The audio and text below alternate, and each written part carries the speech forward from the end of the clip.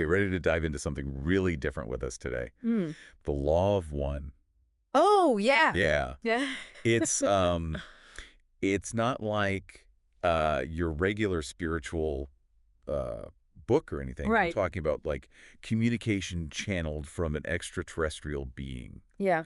calling itself Ra. It's really interesting how it all came about too. Yeah. Like no no dramatic UFO landing or some message in the sky or anything like that. Right. Instead, you got a woman named Carla Ruckert, Okay.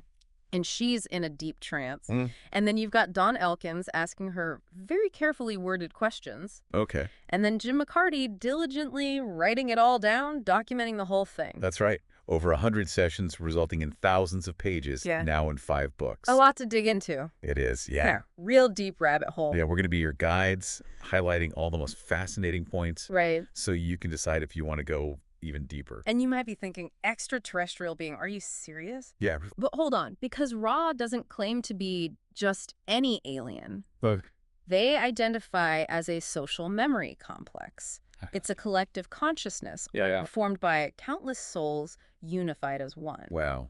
Just to think about that. Right. The amount of wisdom and experience a collective being like that would have is amazing. Oh, yeah. And they've been to Earth before, According to Ra. influencing ancient Egyptian culture and even, get this, the construction of the pyramids. It's important to remember this is all just from Ra's perspective. Of course. But whether you believe it or not, Yeah. the material is so deep and so interesting that it's really worth exploring. Yeah. So where do we start? Well, at the heart of the law of one, there's this powerful statement. All is one, and that one is love light, light love, the infinite creator. Hmm. Basically, everything in existence comes from one source, a unified consciousness of pure love and light. That's a pretty profound idea. Yeah, it really is. Thinking that everything and everyone is connected to this one source. How does that work? Like in the big scheme of the universe? Well, Ra explains it through densities. Yeah, okay. These are different levels of spiritual evolution. Hmm.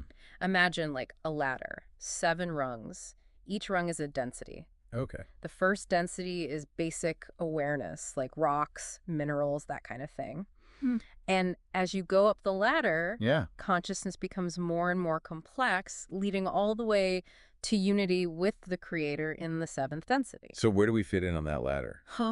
According to Ra, Earth is currently transitioning from 3rd to 4th density. Okay. It's a time of intense change and accelerated spiritual growth for all of humanity. So what does that look like in real life? Well, some believe that it's things like, Right. increased global interconnectedness, Okay. a growing interest in spirituality. Even technological advancements could be signs of this shift. So we're basically leveling up as a species. That's a good way to put it, yeah, What does that mean for us, though? as individuals. Yeah, like living through this transition. Yeah, right. Well, think of life in 3rd density like a cosmic game Oh, go. designed to help us evolve. Great. Every experience, every interaction Yeah. becomes a chance to learn and grow. Hmm. Ra calls these experiences catalysts. Okay, so how do these catalysts work? Can you give us some examples? Sure, let's say you hit a major roadblock in your career. Hmm. That's a catalyst. Okay. You could react with anger and frustration, which would be a service to self-orientation, focusing on like your own ego and separation. Yeah. Or you could see it as an opportunity to learn, grow, and maybe even discover a new path that's more aligned with your true purpose, Mm-hmm. which reflects a service to others' orientation, motivated by love and connection. So it's not about avoiding challenges. No. It's about how we choose to respond to them. Right. Seeing the bigger picture. Exactly. Using even difficult experiences as fuel for spiritual growth. Yeah, exactly. What about people who already seem to be operating from a place of love and compassion? Do they just breeze through life without these challenges? Well, not necessarily. Radha proposes a really interesting concept here called wanderers. Wanderers. Yeah. These are souls who are from higher densities, Yeah. and they've chosen to incarnate on Earth. To help us. Yeah, to help humanity during this crucial transition. It's interesting. They might feel a deep sense of purpose, but also kind of like they don't belong.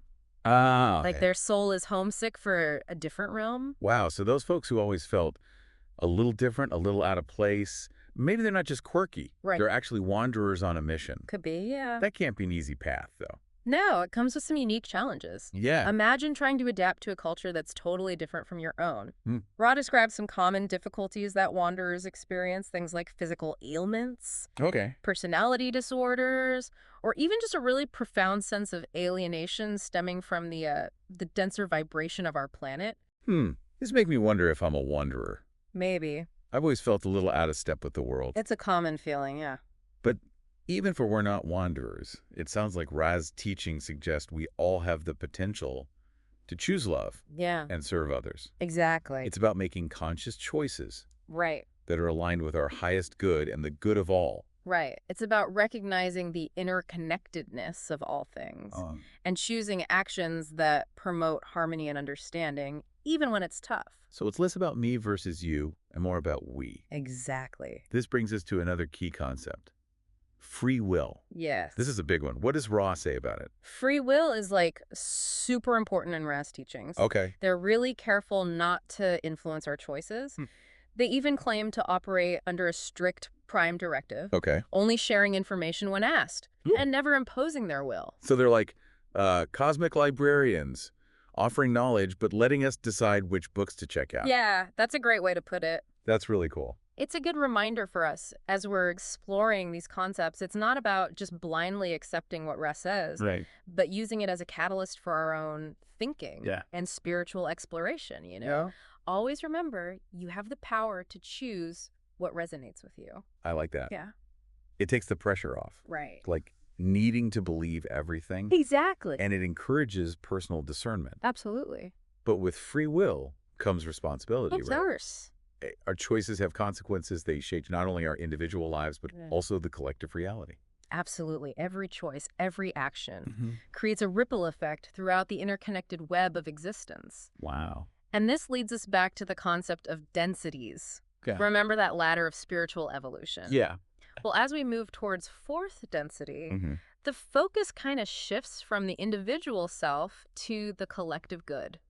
It's about recognizing our inherent unity and choosing actions that benefit not only ourselves, but also the whole. So it's less about me versus you. Yeah. And more about we. Exactly. Okay. In fourth density, compassion, understanding, service to others, those become the driving forces. Mhm. Imagine a society where collaboration and cooperation are the norm. People genuinely care about each other's well-being. Yeah. And conflict is resolved through understanding rather than dominance. That sounds like a utopia. It does, right? But how realistic is that? Yeah. Like, we can barely get along with our own families sometimes. Right. Let alone the entire planet. It's true. Fourth density might seem like a far-off ideal, Yeah. from our current perspective at least. Right. But remember, we're in a transition period. Right. And glimpses of this higher consciousness are already emerging. Right. The growing movements for social justice, environmental sustainability, global cooperation, these are all signs of humanity shifting towards a more service to others orientation. Those aren't just like random trends. Right. They're potential indicators of our collective evolution. Yeah, I think so. That's pretty exciting. It is. What about, like, the practicalities of life in fourth density, though? Does everything change overnight? Not necessarily overnight, no. Wow. But Rad describes some fascinating shifts that occur as we progress through the densities. Okay. Like what? For example, communication in fourth density becomes increasingly telepathic. What? Yeah, imagine a world where you can directly perceive another person's thoughts and emotions, where honesty and transparency are the foundation of every interaction. Wow. No more awkward first dates. No more deciphering cryptic text messages. Right. Sign me up. But seriously, that level of vulnerability Yeah. must be both liberating and terrifying. Right. It definitely requires a high level of trust and openness. Yeah. But think about the potential for understanding and connection. Yeah. Conflicts could be resolved before they even escalate. Right. Empathy would be amplified. Relationships would be built on a foundation of genuine authenticity. That's amazing. It is. I wonder if some of the communication challenges we have now are because we're, like, stuck in this third density mindset. You know? Yeah. We're so used to hiding our true feelings and intentions. Right. And that creates all sorts of misunderstandings and conflicts. It does. Yeah. Ren suggests that as we move towards fourth density, Hmm. we shed a lot of the limitations of third density consciousness. Okay. And this includes not only our communication patterns, Yeah. but also our physical bodies. What happens to our bodies? They become lighter, more fluid, Okay. less dense, reflecting the shift towards a more energetic existence. So no more back pain or worrying about wrinkles. Maybe. That's a bonus. But if our physical forms become less important, Yeah. what happens to our sense of individuality? Do Right. we just merge into one giant blob of consciousness? Yeah. That's a common question. Yeah. And Ra's answer is both reassuring and mind-boggling. Okay. As we evolve through the densities, Yeah. our sense of self actually expands rather than diminishes. Okay. We move beyond the limitations of the ego Yeah. and embrace a more unified perspective, Okay. recognizing the interconnectedness of all beings while still retaining our unique essence and experiences. So it's like we become individual notes harmonizing within a larger symphony, Yeah, that's a good way to put it. each contributing to the beauty of the whole without losing our distinct sound. I like that. What about the ultimate goal, though? Ooh. Merging with the creator in seventh density. Does that mean our individual journeys eventually dissolve? That's where things get really mystical. Oh. Ra describes seventh density as the completion of the cycle, a return to the source from which we all originated. Okay. But it's not a dissolution of individuality, Okay. but rather a transcendence of separation, a merging of the drop back into the ocean of infinite consciousness. Wow, that's heavy. It is? It's almost impossible to grasp from our current perspective. Right? But it is a powerful reminder that our journey of spiritual evolution is ongoing. Yeah.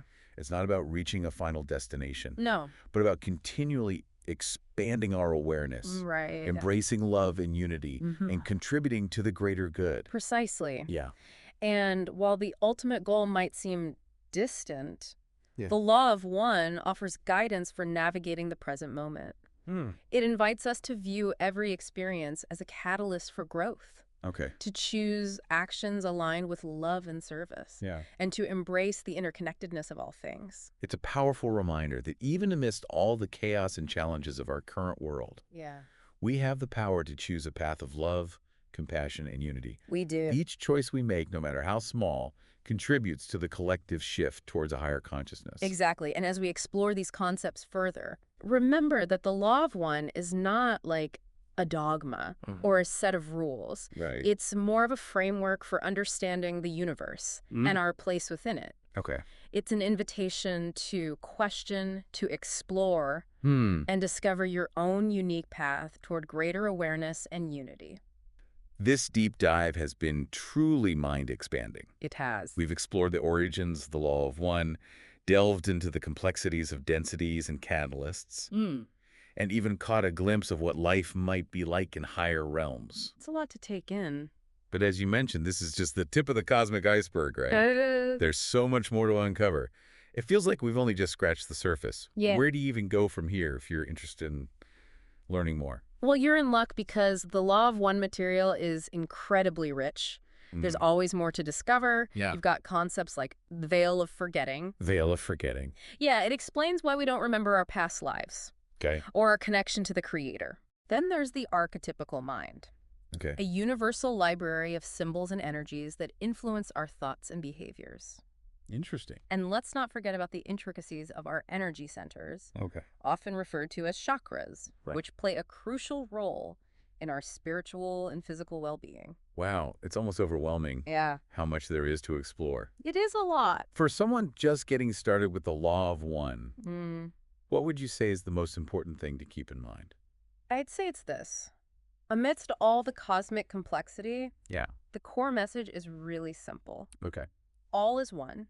Uh, We are all interconnected, expressions of the same infinite creator. right. And the path to greater understanding and unity lies in cultivating love, compassion, and a willingness to serve others. That's a great reminder. Yeah, It's easy to get lost in the details. it is. But ultimately, it boils down to those fundamental principles. So for you listening, as we wrap up this deep dive into the law of one, here's a question to ponder. What resonates with you most from what we've discussed? Yeah, think about that. How might you apply these teachings to your own life? Maybe you're intrigued by the concept of densities Hmm. and the idea that we're all evolving towards a higher consciousness. Okay. Perhaps the idea of catalysts sparks a new awareness of the lessons hidden within your everyday experiences. Mm. Or maybe the idea of wanderers tugs at your heartstrings, validating a lifelong feeling of being different, Right. of having a special mission to fulfill. Whatever it is, allow these teachings to be a catalyst for your own exploration. Right. Don't be afraid to question, to ponder, Hmm. and to see how the law of one resonates with your own inner truth. This is just the beginning of your journey. Yeah, The more you dive into the law of one, the more you'll discover. that's exciting. It is. So stay curious, stay open-minded, Yeah. and most importantly, keep seeking the truth that resonates within your heart. And as you navigate the ups and downs of life, Hmm. remember the profound simplicity of the law of one. Yeah. We are all connected, we are all loved, and we are all part of something much greater than ourselves. That's beautiful. Until next time, keep seeking, keep growing, and keep diving deep into the mysteries of the universe. I like that.